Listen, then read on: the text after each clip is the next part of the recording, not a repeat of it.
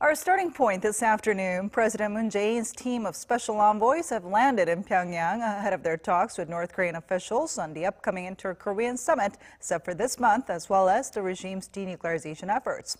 The South Korean delegation is made up of the same 5 officials who visited North Korea some 6 months ago, and they've been credited for playing a key role in bringing all the different sides back to the table after months of high tensions. For more on this, let's turn to our Blue House correspondent Shin Se-min. Semin, give us the latest on this.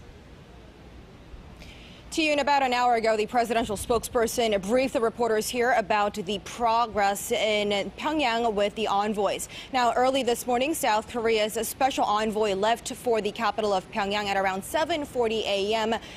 This morning and said that they have landed at around 9 a.m., which took about an hour and 20 minutes for them to arrive. And the envoys there have communicated with the South Korea's presidential office staff here, and that when they did, they told the officials here that they will be going into a meeting with North Korean officials at around 10 a.m. So we can assume that the talks have either wrapped up or are still underway. And as much as the attention is focused on whether the envoys would be meeting with North Korean leader Kim Jong-un today, we still have no information as to who they are meeting or have met just yet. Now, but still, that's a bit of an update from what we knew earlier, as the envoys have taken a fax machine with them to keep Seoul as up to date as they can. But given the communication circumstances, those updates may be delayed from time to time throughout the day. To you.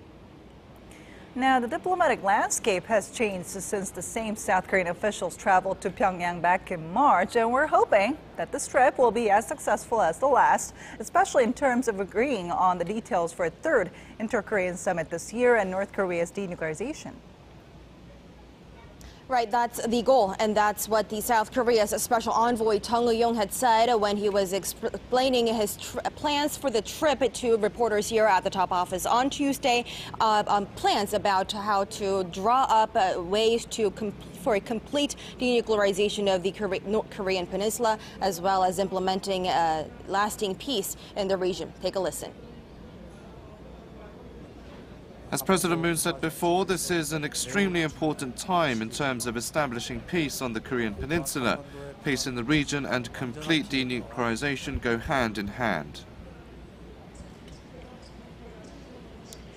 So 3 major things we can expect from today's envoys in Pyongyang. 1, settling on the specific date and agenda for the inter-Korean summit in Pyongyang this month and negotiating ways for a, quote, complete denuclearization of the Korean peninsula. And lastly, talking about improving relations between the two Koreas by implementing the Panmunjom Declaration signed by the two leaders back in April. Now, the special envoy Chung added that he will be carrying a letter from President Moon to North Korean leader Kim Jong-un, but still, as we've just said, we don't know whether he will be able to deliver that letter to leader Kim himself, depending on the schedule today. Ji-yoon?